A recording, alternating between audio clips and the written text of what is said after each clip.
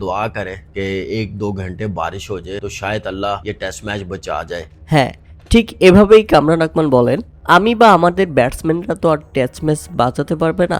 এ কারণেই আমি গতকাল বলেছিলাম দোয়া করো যেন 1-2 ঘন্টা বৃষ্টি হয়, তাহলেই কেবল এই টেস্ট ম্যাচ বাঁচানো সম্ভব।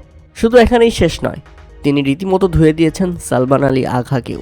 তিনি বলেন, সালমান আলী আঘা তিনি প্রেস কনফারেন্সে বললেন, বাংলাদেশের সাহস নাই 260-70 রানের টার্গেট দিয়ে পাকিস্তানকে মোকাবেলা করার, অথচ বাংলাদেশ দেখিয়ে দিল তারা 168 রানের টার্গেট দেওয়ার মতো সাহস করলো। সেখানেই তো বাংলাদেশ পাকিস্তানকে চ্যালেঞ্জ দিয়েছে।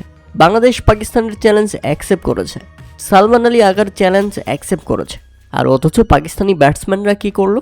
তাদের দ্বিতীয় ইনিংসে রীতিমতো 163 রানের মধ্যে অল আউট। শুধু এখানেই শেষ নয়, তিনি শাহিন শাহ আফ্রিদিকে ধুয়ে দিয়ে বাংলাদেশি পেসার নাহিদ রানার ব্যাপক প্রশংসা করেছেন।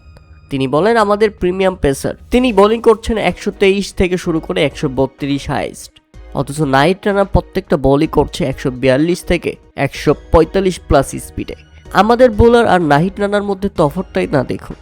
তাই তো আমি বলি যে একমাত্র বৃষ্টি বাঁচাতে পারতো পাকিস্তানকে, কিন্তু সেটা তো হয়নি।